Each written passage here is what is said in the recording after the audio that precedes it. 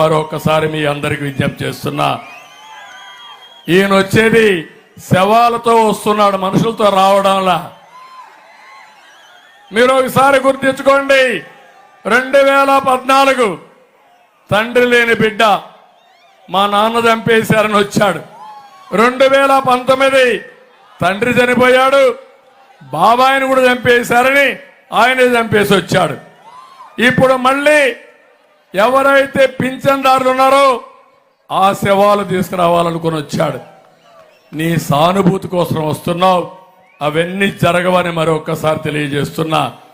ఇతను చూస్తే అందరూ భయపడి పారిపోతున్నారు. ఈరోజు మీరు ఈ విషయం గుర్తుపెట్టుకోవాలి. ఒకరిద్దరు కాదు, చాలా మంది ఎమ్మెల్యేలు 20-30 మంది ఎమ్మెల్యేలు ఆ పార్టీ వదిలిపెట్టిపోయే పరిస్థితికి వచ్చారు. ఇంకో పక్క మీరు చూస్తే ఎంపీల పార్టీ వదిలిపెట్టిపోయే పరిస్థితి వచ్చారు.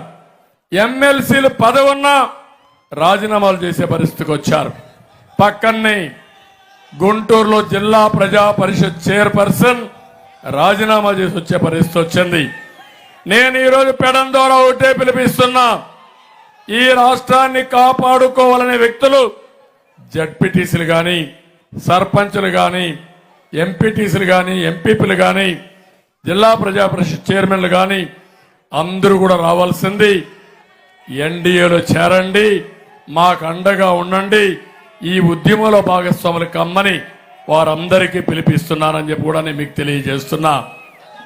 ఒక్క విషయం మీరు గుర్తుపెట్టుకోవాలి, 5 ఏళ్లలో మీరు ఒక్కసారి చూస్తే విధ్వంసం, అహంకారం, ఎక్కడ చూసినా లెక్కలేనితనంతో రాష్ట్రాన్ని ధ్వంసం చేసే పరిస్థితికి వచ్చాడు.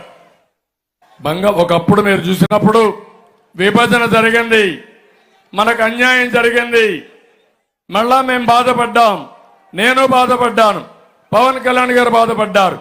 అందుకే పవన్ కళ్యాణ్ గారు ఒక మాట చెప్పారు, 2014లో పోటీ చేయకుండా ఎన్డీఏకి సహకరించిన వ్యక్తి, అన్కండిషనల్ గా సపోర్ట్ చేసిన నాయకుడు పవన్ కళ్యాణ్ గారు అని చెప్పి కూడా నేను మీకు తెలియజేస్తున్నా.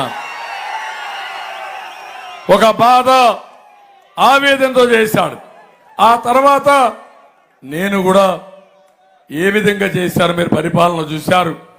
ఎప్పుడూ రానటువంటి పట్టసీమను పూర్తి చేసి కృష్ణా డెల్టాకు నీళ్లు తీసుకొచ్చి మీకు రెండో పంట కానీ మొదటి పంటకు కానీ ఇబ్బంది లేకుండా నీళ్లు తీసుకొచ్చిన పార్టీ తెలుగుదేశం పార్టీ.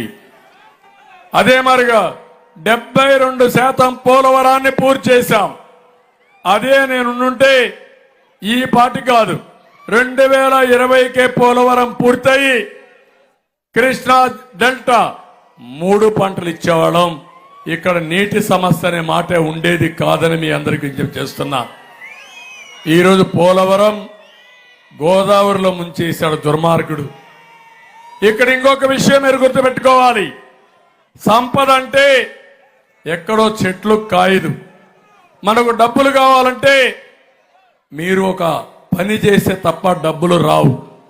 ఎప్పుడైతే సంపద సృష్టిస్తామో ఆ సంపద వల్ల మన ఆదాయం పెరుగుతుంది, ప్రభుత్వానికి ఆదాయం వస్తుంది, సంక్షేమ కార్యక్రమాలు చేయడానికి అవకాశం వస్తుంది. అమరావతి చూశారు, ఒకప్పుడు హైదరాబాద్ నగరం 95-96లో నేను ముఖ్యమంత్రి అయినప్పుడు హైటెక్ సిటీ ఏరియాలో 1 లక్ష రూపాయలు ఎకరా. తర్వాత నేను హైటెక్ సిటీ కట్టిన తర్వాత 1 ఎకరా 100 కోట్ల రూపాయలు చేసిందంటే అది అక్కడ సంపద సృష్టించిన విధానం. ఒక ఇండస్ట్రీ వస్తే ఆదాయం పెరుగుతుంది, మన పిల్లలకు ఉద్యోగాలు వస్తాయి, 3 పంటలకు నీళ్లు ఇస్తే గిట్టుబాటు ధరిస్తే రైతుకు ఆదాయం పెరుగుతుంది, రైతు కూలీలు బాగుపడతారు, ప్రభుత్వానికి పన్నులు వస్తాయి, ఒక రోడ్డు వేస్తే పరిశ్రమలు వస్తాయి. ఈ విషయాలు నేను అడుగుతున్నా. ఇప్పుడు ఇక్కడ Machilipatnam to Vijayawada national highway వచ్చింది, ఎవరి పీరియడ్లో వచ్చింది తమ్ముళ్ళు అని మిమ్మల్ని అడుగుతున్నా. ఆ నేషనల్ హైవే వల్ల మచిలీపట్నం నుంచి ఈజీగా ఒక 45 నిమిషాల్లో మీరు విజయవాడకు పోయే పరిస్థితికి వచ్చారు. దానివల్ల రాబోయే రోజుల్లో ఇప్పుడు కూడా చెప్పారు మాకు ఇండస్ట్రీస్ కావాలని. తప్పకుండా పెడనలో ఇండస్ట్రీస్ వచ్చే అవకాశం ఉంటుంది. పెడన కంటే ఇంకో పక్క మీరు చూస్తే బందర్ పోర్ట్ ఇక్కడికి వస్తే, అమరావతి రాజధాని వస్తే పెడన కూడా ఒక సెటిలైన్ టౌన్షిప్ గా ఉండి మీ పిల్లలు ఎక్కడికి పోకుండా ఇక్కడే ఉద్యోగాలు వచ్చే పరిస్థితి వస్తుంది. అది మా కళ, అదే మా ఆలోచన. అది చెయ్యకుండా 4 ఏళ్లుగా మీరు చూస్తే ఎక్కడ చూసినా సంక్షేమం అంటాడు.